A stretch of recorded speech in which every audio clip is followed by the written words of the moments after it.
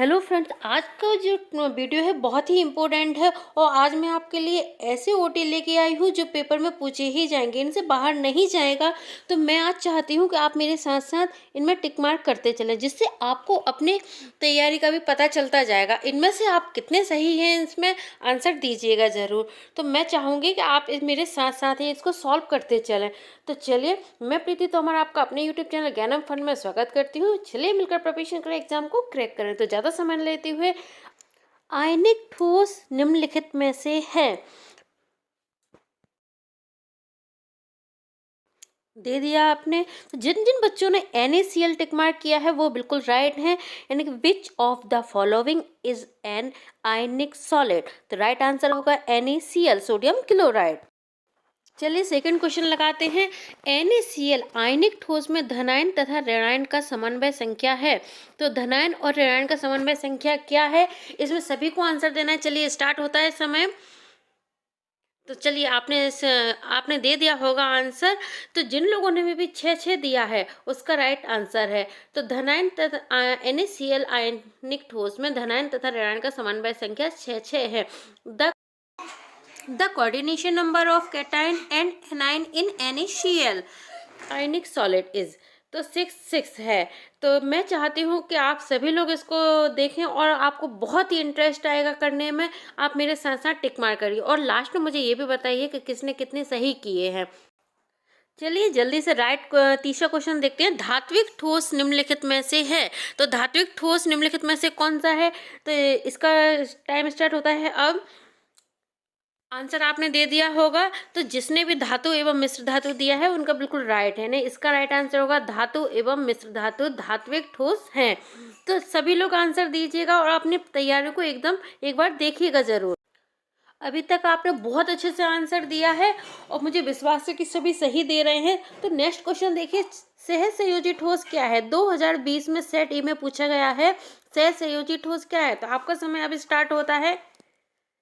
चलिए, तो आपने अभी तक दे दिए। जिन लोगों ने भी हीरा और ग्रेफाइट को टिक मार्क किया है वो बहुत ही सही जा रहे हैं, उनकी तैयारी बहुत अच्छी है। तो देखिए सहसंयोजी ठोस क्या है, 2020 में पूछा गया है। यकीन मानिए बहुत ही इंपॉर्टेंट क्वेश्चन है ये, 2023 में भी पूछा जाना है। तो इसको लिख के रख लीजिए, ये क्वेश्चन बहुत ही इंपॉर्टेंट है और आपका सवाल जवाब भी बहुत सही है। अभी तक जिनके 4 में से 4 सही रहे हो बहुत बढ़िया है। और ये नेक्स्ट क्वेश्चन देखिए आप। अनुचुंबकीय पदार्थों में एक या एक से अधिक अयुग्मित इलेक्ट्रॉन होते हैं। ऐसे पदार्थ निम्नलिखित में से कौन से हैं। तो इसका जल्दी से राइट आंसर दीजिए। यानी paramagnetic substance have one or more unpaired have electrons, which of the following are such substance. तो इसका राइट आंसर दीजिए। तो आपने अभी तक जितने भी दिए हैं वो सही होना चाहिए। तो इसका राइट आंसर होगा Cu+2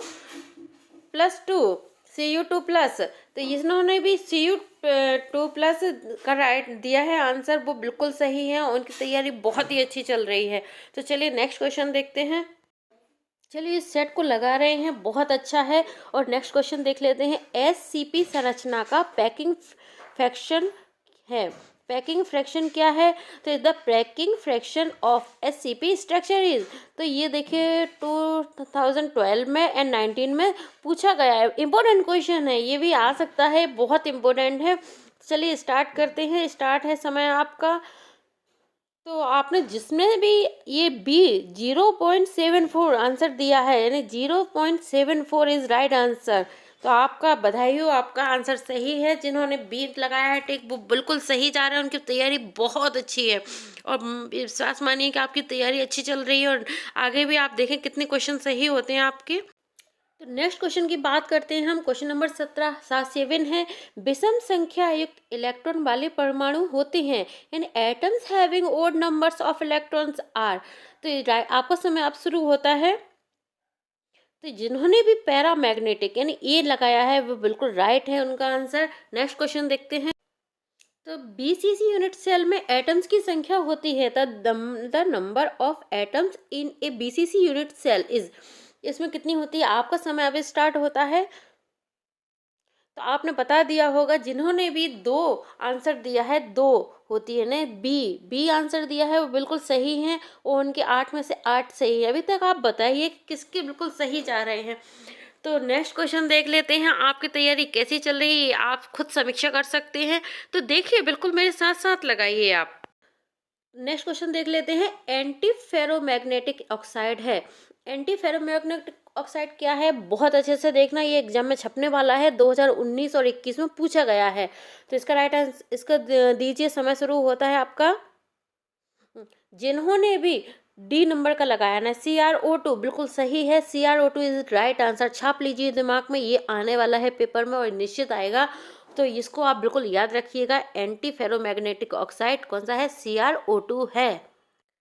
नेक्स्ट क्वेश्चन देखते हैं, पी टाइप तथा एन टाइप अर्धचालक की विद्युतीय प्रकृति कैसी होती है, तो आप दीजिए, आंसर दीजिए इसका। तो पी टाइप तथा एन टाइप अर्धचालक की विद्युतीय प्रकृति उदासीन होती है, उदासीन प्रकृति के होते हैं अर्धचालक, तो ये इसका राइट आंसर है उदासीन। छाप लीजिए दिमाग में, ये बहुत इंपॉर्टेंट है। नेक्स्ट क्वेश्चन देखते हैं, ताप वृद्धि के साथ किसके विद्युत चालकता में कमी होती है, तो मैं क्वेश्चन पढ़ती हूँ उसके साथ साथ आपका आंसर आ जाना चाहिए।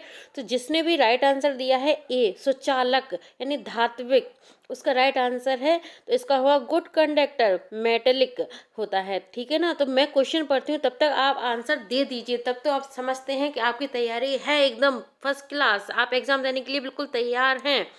तो इस समय ये ऐसा समय है कि आपका बिल्कुल तैयारी ऐसी होनी चाहिए कि आप क्वेश्चन पढ़ते पढ़ते उसका आंसर दे दें। अगर आपकी ऐसी तैयारी है तो वेरी गुड, बहुत अच्छा, आप बहुत अच्छे जा रहे हैं।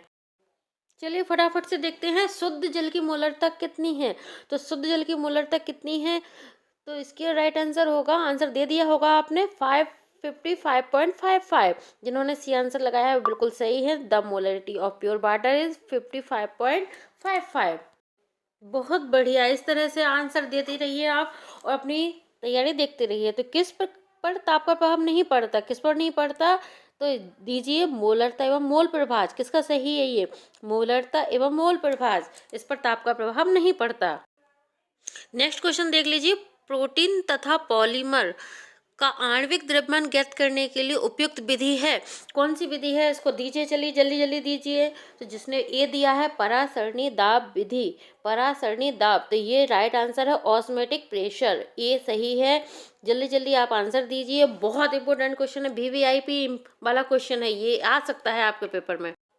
चलिए जल्दी से नेक्स्ट क्वेश्चन देखते हैं, घोल का सहजात गुण होता है, घोल का सहजात गुण क्या होता है, दीजिए आंसर, लगाया आपने, तो इसका सी है, समानुपाती बनवाए घोल का अणुभार, समानुपाती बनवाए घोल का अणुभार होता है, तो ये राइट आंसर है आपका। नेक्स्ट क्वेश्चन को देखिए, बहुत इंपॉर्टेंट है, ये एग्जाम में छपने वाला है और इसको देख ही लीजिए। निम्न में से एंटी फ्रीजेस का काम करता है, कौन करता है, तो एंटी फ्रीजेस का काम कौन करता है, राइट आंसर दीजिए, दे दिया होगा, तो इसका राइट आंसर सी होगा, ethylene glycol. Ethylene glycol anti freezes का काम करता है, बहुत इंपॉर्टेंट है, छपना है एग्जाम में। नेक्स्ट देख लेते हैं कि ठंडे प्रदेश में कार के रेडिएटर में पानी के साथ इथिलीन ग्लाइकोल डाला जाता है, क्योंकि क्यों डाला जाता है, जो ठंडे प्रदेश में कार के रेडिएटर में पानी के साथ एथिलीन ग्लाइकोल डाला जाता है, क्योंकि इसका राइट आंसर दीजिए, ये है ए, ठंड में पानी के हिमांक को घटाता है और तथा गर्मी में क्वथनांक को बढ़ाता है, इसलिए ठंडे प्रदेश में कार के रेडिएटर में पानी के साथ एथिलीन ग्लाइकोल डाला जाता है, ठीक है ना। चलिए नेक्स्ट क्वेश्चन देखते हैं, इनमें से कौन राउल्ट नियम से धनात्मक विचलन प्रदर्शित करता है, धनात्मक नियम प्रदर्शित कौन करता है, benzene plus chloroform, benzene plus chloroform इसका राइट आंसर होगा। बहुत बढ़िया, आप लोग मेरे साथ लगा रहे हो और जिनकी भी राइट हो रहे हैं, राइट आंसर हो रहे हो, बहुत बढ़िया तैयारी है उनकी। तो चलिए देखते हैं, कौन अणुसंख्यक गुणधर्म नहीं है, अणुसंख्यक गुणधर्म कौन सा नहीं है, तो इसमें राइट आंसर होगा मोलर उन्नयन स्थिरांक, मोलर उन्नयन स्थिरांक यानी मोलर एलिवेशन कांस्टेंट, ये गुणधर्म नहीं है, यानी अणुसंख्या गुणधर्म नहीं है, which are not molecular properties, molar elevation constant. आज के सेशन से आप अपने आप को जज कर सकते हैं, आप ही अपने आप को तैयारी देख सकते हो। बहुत अच्छे अच्छे क्वेश्चन हैं ये। जिसका किसका क्वथनांक वायुमंडलीय दाब पर सबसे उच्च होगा, बहुत इंपॉर्टेंट है, ये पेपर में आना ही है, तो इसको तो बहुत अच्छे से देख लीजिए। तो जल्दी से राइट आंसर दीजिए, किसका क्वथनांक वायुमंडलीय दाब पर सबसे उच्च होता है। Whose boiling point will be highest as atmosphere pressure. तो इसका राइट आंसर क्या होगा, इसका राइट आंसर होगा सी, 0.1 MbAcl2। BaCl2 का जो क्वथनांक है वायुमंडलीय दाब पर सबसे अधिक होता है। तो आज की तैयारी आप बहुत अच्छे से देखिएगा, अपने आप को जज करना, साथ साथ में बहुत बढ़िया, बहुत अच्छे से आंसर दे रहे हैं। और ये H3PO3 क्या है, तो इसका आंसर दीजिए। H3PO3 क्या है, तो ये द्विभाषमिक है, ये द्विभाषमिक है, इसका राइट आंसर है ये द्विभाषमिक। नेक्स्ट क्वेश्चन देखते हैं। नेक्स्ट क्वेश्चन देख लीजिए, 5 ग्राम ग्लूकोज 20 ग्राम जल में घोला जाता है, विलयन की भार प्रतिशतता कितनी होगी। तो इसका राइट आंसर होगा, दीजिए जल्दी आंसर दीजिए। तो इसका राइट आंसर दे दिया होगा 4%, एंड डी आंसर सही है, 4% होगी। 5 ग्राम ग्लूकोज 20 ग्राम जल में घोला जाता है, तो 4%, विलयन की भार प्रतिशतता 4% होगी।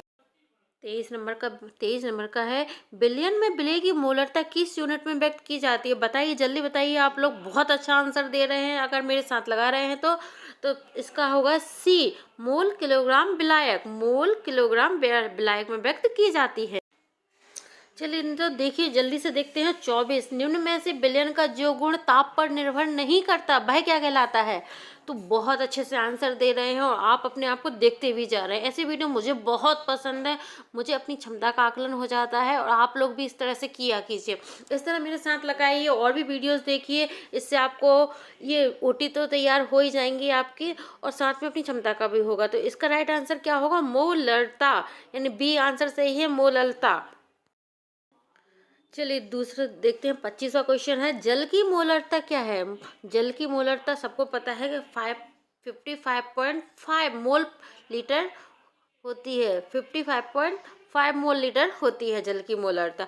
सब बता रहे हैं, बहुत अच्छा, बहुत बढ़िया, बहुत मज़ा भी आ रहा है इसको साथ साथ में करने में। चलिए देखते हैं, एमिनो अम्ल बनाते हैं, क्या बनाते हैं। तो इसका राइट आंसर दीजिए, एमिनो अम्ल जो है प्रोटीन बनाते हैं।